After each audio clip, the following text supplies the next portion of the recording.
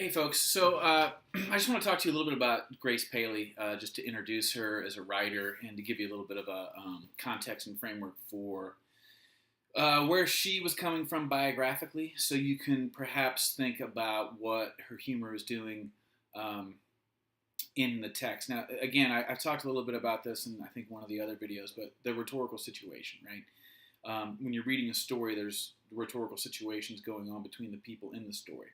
There's also the rhetorical situation of the writer responding to the society that he or she was writing within, right? So, how might people have perceived this type of art or humor at that time? Obviously, sometimes that's harder for us to do because we didn't live at that time, and we're ahistorical. We don't,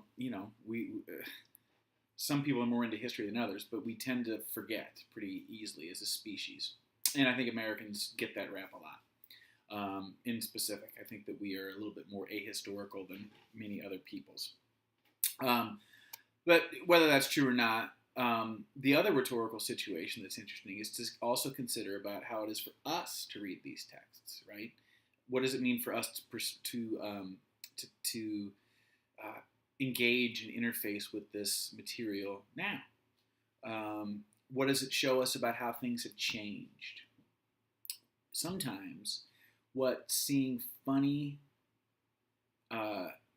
what noticing humor in texts can do is that if we recognize that some things were funny in the 1950s that are still funny in the same way, that's sometimes an indicator that some things haven't changed, all right, perhaps. So, Grace Paley, she was a daughter of Russian Jewish immigrants, so she's a Jewish writer. The two main comic rivers that have created American humor are the African American river and the Jewish American river. Those are the cultures that have, without question, informed the American sense of humor. And you can think a lot about that. I mean, those are two, minority cultures that have, undergone horrific and unthinkable oppressions, right? So the way that those cultures have decided to use humor to deal with some of the psychological ramifications of that, perhaps, and with just some of the cultural legacy that has, that those cultures just bring with them, is an interesting thought.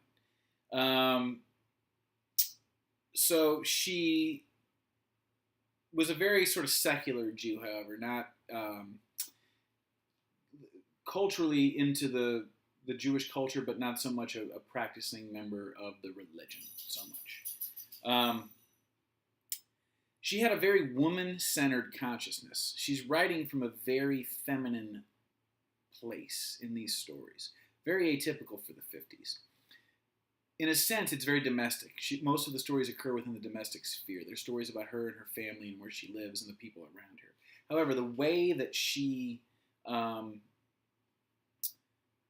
sees that landscape and kind of critiques it, and again, in this very dry humor. You don't always notice that Paley is funny. But if you can kind of see the character looking out at her world and these characters around her and how she's sort of trapped in it. She's obviously using humor to kind of call attention to the absurdity, the unjustness, and just she's kind of a proto-feminist, all right? But she's resistant to all brands of oppression, right? It's not just gender. It's class. It might be religious or ethnic, okay? So Paley's work is resisting oppression. And oftentimes we overly associate the person's biography with their work. So she's a woman, so we assume she's a feminist. Well, she is, but she's also doing other things as well. So don't limit people to their bodies, okay? So this sort of Jewish humor traditionally provides this kind of survivalist model for how a culture that's oppressed survives and endures in amongst oppression. Okay, um, so there's kind of three sources of her humor, main sources. One, there's an earthiness to it.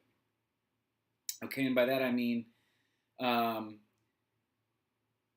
in literature up until this point, in the 50s, women are viewed as sort of mysterious, ethereal, or otherworldly creatures, or they're sort of depraved, shameful vessels of corruption. So it's the angel and the devil, right? The pure, the virgin and the slut. Okay, there's this sort of extreme binary that is defined how the feminine has been portrayed in a lot of Western literature, right? The virgin whore, right? That's the dichotomy. Women in Paley's fiction are these really earthy, sexual human beings, okay? They gently sort of redefine women as really enthusiastically sexual. But remember, at her time, she couldn't really do that outlandishly. Perhaps not in the same way that the film Bridesmaids does it, okay? But it's in there. You see her kind of like revealing this earthiness that is not common. And she's using humor to get away with it, okay? Two, there's this sort of optimism, this sort of irony. It's not that she's ignoring human suffering. That's kind of what these stories are about. But you really see all the stories concentrating on this life that sort of continues in spite of it all, okay? Even the bad and the peculiar are parts of life. There's a heroic quality to these stories. They all sort of end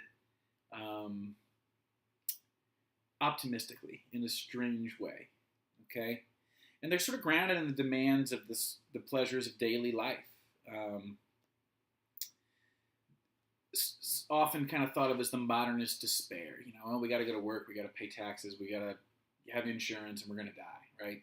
There is a certain bleakness to our existence if you look at it purely materially, but she finds these little sparks of joy, kind of critiquing it and challenging it a little bit. And again, I sort of said this before, but she's a Jewish writer. One of the main things that defines Jewish humor is this sort of sense of, how do I say it? It's the, what do you call that? Self-effacing, okay? So one of the strategies of an oppressed group is to preemptively strike out against what they think that the group that's oppressing them would attack them with. Okay, so I think in the week where we have ethnic humor, I put a clip up of from Roxanne. It's the movie where Steve Martin has the really big nose, and he's in the bar, and this bully starts giving him a hard time, and he responds with all of these jokes directed at himself. So we see a lot of that in Jewish humor. They sort of they take the piss out of themselves a lot. The idea here is I can insult myself so much better and so much smarter than you ever could because I know me. And in doing that, it kind of disarms your attacker because it's sort of a that's all you got kind of system. All right? So, it's this sort of survival technique. Okay, so you see a lot of that in her writing as well. So I hope you enjoy, and hope that helps you have a little bit more of a sense of where she's coming from, and maybe you can find your way into enjoying her work with that.